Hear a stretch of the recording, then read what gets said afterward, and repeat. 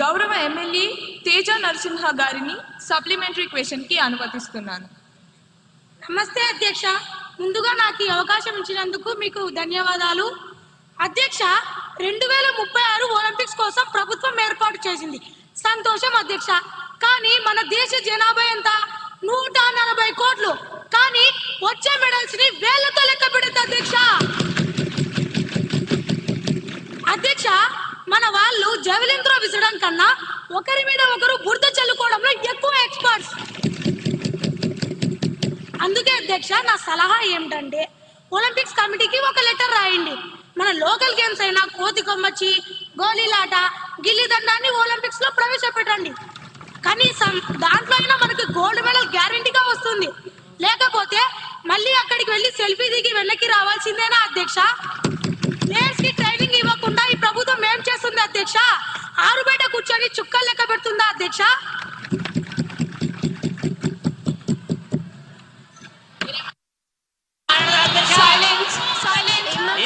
సభ్యులందరూ కూర్చోవలసిందిగా, ఈ సభా గౌరవాన్ని కాపాడవలసిందిగా కోరుతున్నాను. దయచేసి అందరూ కూర్చోవలసిందిగా కోరుతున్నాను. మంత్రి గారి సమాధానం.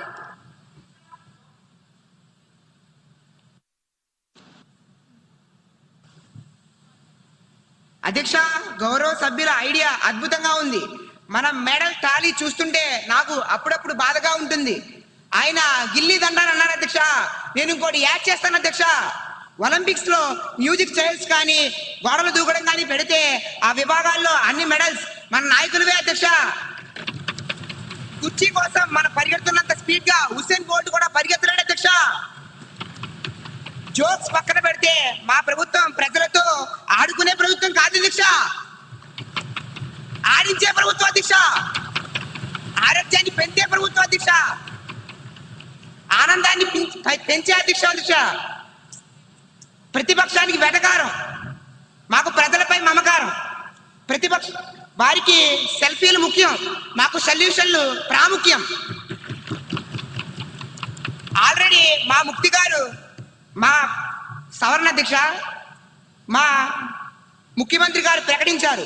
ఒలింపిక్స్ లో పాల్గొన్న వారికి 50 లక్షలు, బంగారు పథకం పొందిన వారికి 7 కోట్లు, రజక పథకం పొందిన వారికి 5 కోట్లు, కాంస్య పథకం పొందిన వారికి 3 కోట్లు. మాది మాటల ప్రభుత్వం కాదు అధ్యక్ష, చేతల ప్రభుత్వం. మన క్రీడాకారుల నైపుణ్యం గల్లీ నుంచి ఢిల్లీ వరకు, ఢిల్లీ నుంచి ఒలింపిక్స్ లో మెడల్ కొట్టే వరకు మా ప్రభుత్వానికి విశ్రాంతి లేదని తెలుస్తున్నాను అధ్యక్ష. గౌరవనీయ స్పీకర్ గారు ధన్యవాదాలు తెలుపుతున్నాను. సభ్యులకు ఒక విషయం గుర్తు చేస్తున్నాం. 1900 సంవత్సరంలో పారిస్ ఒలింపిక్స్ లో live pigeon shooting, tug of war కూడా అధికారిక క్రీడలుగా ఉండేవి. కాబట్టి రేపొద్దున మన కబడ్డీ కానీ ఖోఖో కానీ ఒలింపిక్స్ కి వెళ్ళమని రూల్ ఏమీ లేదు. మంత్రి గారు, ఆ మ్యూజికల్ చైర్ ఐడియా చాలా బాగుంది. అది ఈ సభలో వద్దు, గ్రౌండ్ లో చూసుకుందాం. తదుపరి ప్రశ్న 241109 క్వశ్చన్ పై గౌరవ మహిళా శిశు సంక్షేమ మంత్రి గారిని స్పందించవలసిందిగా కోరుతున్నాను. గౌరవనీయులైన అధ్యక్షులకు నా యొక్క నమస్కారములు. గౌరవనీయులైన శాసనసభ్యులు గారు అడిగిన ప్రశ్నలు ఏమిటంటే అధ్యక్ష, మొదటి ప్రశ్న అధ్యక్ష, రాష్ట్రంలో మొత్తం ఎన్ని అంగన్వాడీ కేంద్రాలు ఉన్నాయి? దానికి నా సమాధానం ఏమిటంటే రాష్ట్రంలో గణనీయమైన సంఖ్యలో అంగన్వాడీ కేంద్రాలు పనిచేస్తున్నాయి అధ్యక్ష.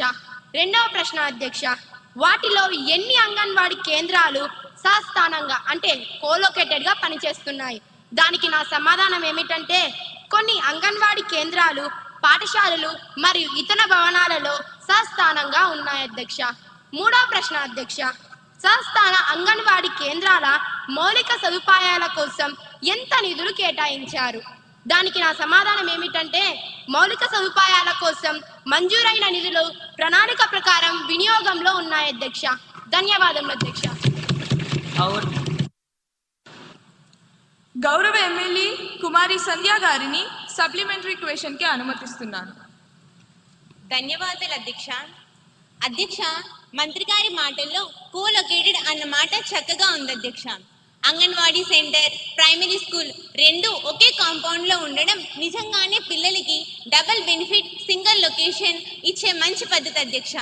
అధ్యక్ష, ఇది చాలా చోట్ల చక్కగా నిర్వహించబడుతున్నాయి అధ్యక్ష. కానీ కొన్ని చోట్ల మాత్రం అంగన్వాడీ టీచర్, స్కూల్ టీచర్ పక్క పక్కనే ఉన్న రెండు వైఫై నెట్వర్క్స్ లా అస్సలు కనెక్ట్ అవ్వట్లేదు అధ్యక్ష. అధ్యక్ష, పిల్లాడి చదువు, పోషణ, ఆరోగ్య డేటా అన్ని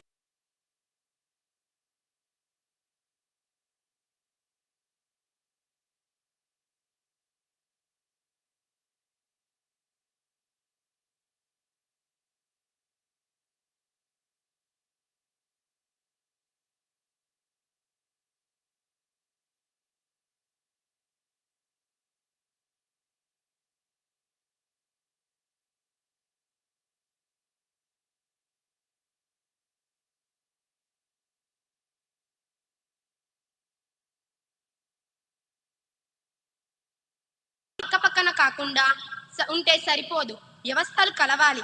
అందుకే నూతన విద్యా విధానం ప్రకారం మేము ఈ అంతరాన్ని పూరించడానికి 3 నిర్మాత్మకమైన చర్యలు తీసుకుంటున్నాం అధ్యక్ష.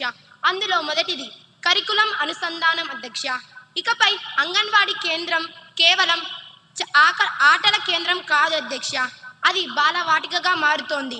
1వ తరగతికి వెళ్ళక ముందే పిల్లవాడికి ఏమేమి రావాలో ఆ సిలబస్ ని స్కూల్ టీచర్ పర్యవేక్షణలో అంగన్వాడీలో అమలు చేస్తున్నాం అధ్యక్ష. రెండవది హెల్త్ ప్రొఫైల్ ట్రాన్సిషన్ అధ్యక్ష. సభ్యులు అడిగిన డేటా సమస్యకు మేము ఐసిడిఎస్ యాప్లో ఉన్న పిల్లవాడి గ్రోత్ డేటాని స్కూల్ ఎడ్యుకేషన్ డేటాబేస్కి ఆటోమేటిక్గా లింక్ చేస్తున్నాం అధ్యక్ష. పిల్లవాడు క్లాస్ మారితే వాడి హెల్త్ రికార్డు కూడా ఆటోమేటిక్గా స్కూల్ రికార్డులకి వచ్చేస్తుంది అధ్యక్ష. మూడవది అధ్యక్ష జాయింట్ ట్రైనింగ్ అధ్యక్ష. అంగన్వాడీ వర్కర్లకు మరియు ప్రైమరీ టీచర్లకు కలిపి శిక్షణ ఇస్తున్నాం అధ్యక్ష. దీనివల్ల ఒకరికొకరు శత్రువులా కాకుండా ఒకే గొడుగు కింద పనిచేసే సహోద్యోగులుగా చూసే మార్పు మొదలవుతుంది అధ్యక్ష. ఇది ఒక్క రోజుల్లో అయ్యే పని కాదు అధ్యక్ష, కానీ ఆ అడ్మినిస్ట్రేటివ్ గోడను బద్దలు కొడతాం అధ్యక్ష. ఖచ్చితంగా పూర్తి చేస్తామని ఈ సభా సాక్షిగా మేము హామీ ఇస్తున్నాం అధ్యక్ష. ధన్యవాదములు అధ్యక్ష. 241110 క్వశ్చన్ పై గౌరవ పట్టణాభివృద్ధి శాఖ మంత్రి గారిని స్పందించవలసిందిగా కోరుతున్నాం. గౌరవనీయులైన అధ్యక్షునికి నా నమస్కారములు. గౌరవ శాసనసభ్యులు నన్ను అడిగిన మొదటి ప్రశ్న, పర్యావరణ హక్కులో భాగంగా ఆడుకునే హక్కును నగర ప్రణాళికలో తప్పనిసరి చేసే ప్రణాళిక ప్రభుత్వానికి ఉందా? మొదటి ప్రశ్నకు సమాధానం, అధ్యక్ష, ఆడుకునే హక్కు చేర్పుపై మార్గదర్శకాలు పరిశీలనలో ఉన్నాయి అధ్యక్ష.